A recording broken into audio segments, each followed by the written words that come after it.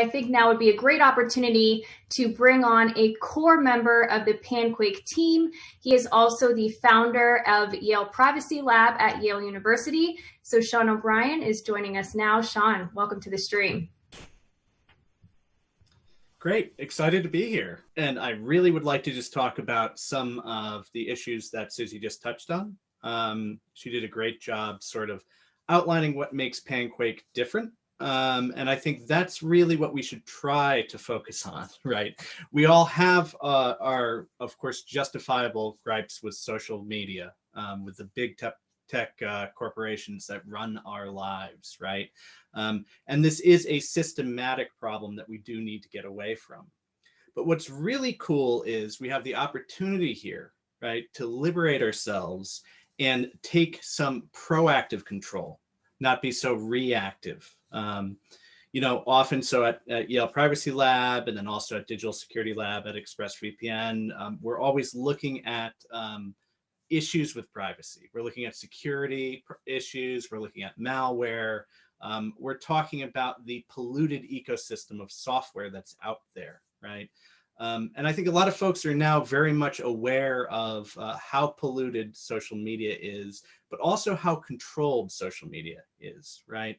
And being able to sort of take a serious control back into your life and use these amazing new features, right? The Thunderquake, the Cupquake, the Lovequake, right?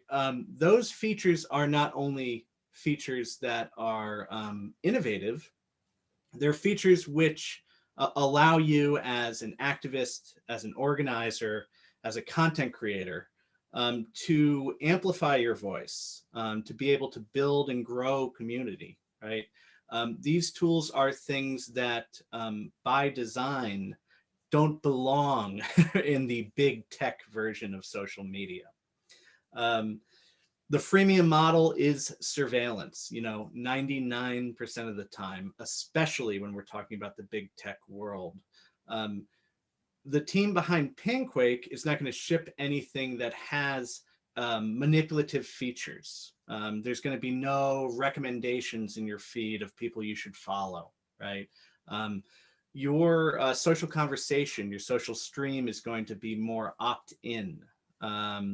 You're going to have the capability to, of course, find people who are interested in the things you're interested in, but you're not going to be a rat in a maze. The manipulation that goes on, which of course fills the coffers of the Facebooks and the Twitters, I'm going to name them, of those big tech social networks, both the data coffers, right, and the actual, the financials, which are based upon that data pilfering, that kind of manipulation does not need to occur.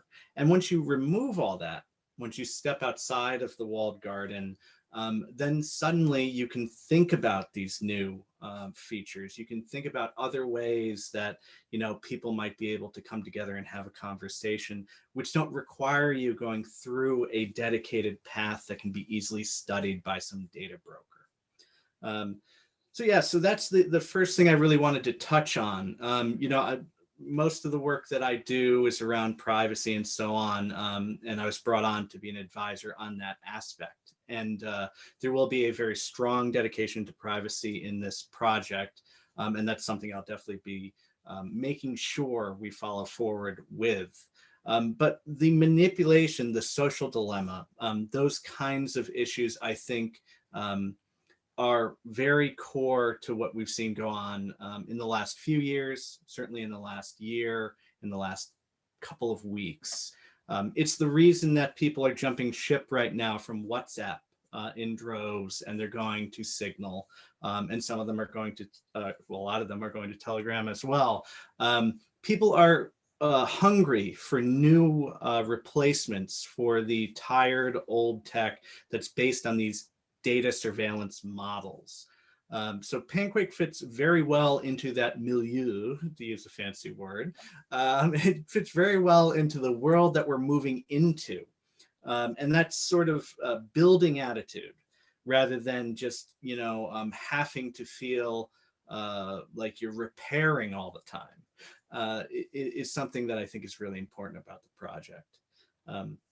Historically, right, the type of censorship, the type of manipulation that we're talking about here is as old as the written word or older, right? I always say, you know, book burning is about as old as the printing press, right? People have been burning books for as long as it's been easy for people to get their hands on the printed word. And the technology that we have here is very similar. In the late 20th century, and certainly I and others who were on the internet in that time period, there was sort of a promise of freeing information that was going on. We had a feeling that access to knowledge and collaborative, pooling of knowledge and dissemination was going to change the world. And it did. But there was a very swift reaction to that coincided with it, that was parallel to it, and which now we're really, really seeing amplified. The COVID-19 pandemic has made this easier, of course. I always say that, you know, these types of global events are opportunities for people in power who are looking for more control to get it. So the things we see with the social dilemma, the things we see with the social networks and the fervor around any alternative network that dares try to unseat, you know, the big tech ones, you know, that's something that we need to break free from. So, this product is the actual fulfillment of the kinds of promises that the Facebook folks, Zuckerberg, et cetera, that Twitter's, you know, Jack Dorsey, this project can be the kind of project that actually fulfills the supposed promises that someone like Dorsey is making. Just the other day, Jack got on Twitter again and, you know, lamented about the censorship on the platform and said, you know, don't worry about it. We have a team that's on it. We're working on it, you know, as fast as we can. And that team's been working now for over a year and hasn't produced anything that's actionable or of any real merit. And we're talking about a company that, of course, is giant, has access to all kinds of infrastructure, has access to the annals of power, right? And still this thing has not materialized. So we need real grassroots solutions. We need folks who are willing to be courageous, who are able to not only implement this stuff, but to actually, you know, have that courage to push the goalpost further and then to leap over it, right?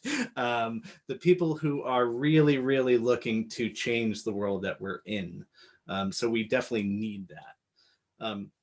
Utopian technology, you know, the type of technology that we're talking about here, it's been talked about before, right? Folks come along, you know, every few years, every few months even, and have projects that they say are going to change this terrible problem that we have with social media. I've been involved in the Fediverse, so-called federated social networks, for the better part of a decade now. I've implemented some of these solutions on my own and ran little social networks and so on. I can tell you that what's going on here with PanQuake is very different.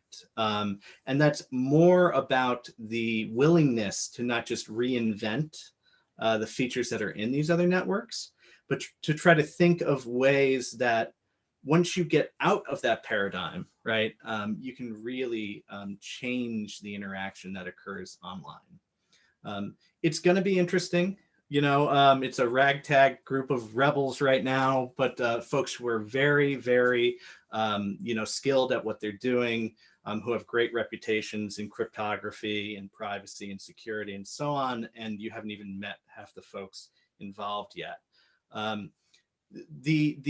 The environment we're moving into, right, means that we can implement this kind of utopian technology just as easily as the dystopian technology is being implemented.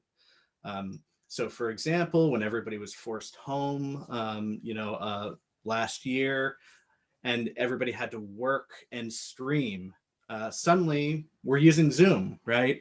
Suddenly people are on, Teams and all these other things, right?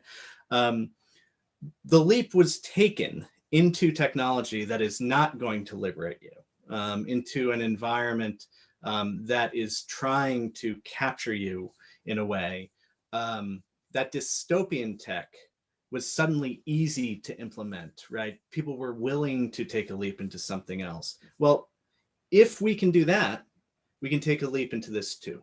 And I think that's also the attitude that we know we're going to have from the audience who will be signing up for PanQuake. These technologies have been around, but we're pushing them forward. And things are going to be so much better once you start seeing the tech as it's coming through. I just want to also say there's a very ethical and strong dedication to free and open source software in the project. Already, I've seen some questions, when sort of the teaser announcement was coming through for Talk Liberation about whether the code's going to be on GitHub, whether folks are going to be able to volunteer and extend and so on and so forth. There's going to be a lot of interoperability. There's going to be a very strong community effort, and the code is going to be free and open source. So yeah, this is an incredible opportunity, and everybody should get on board.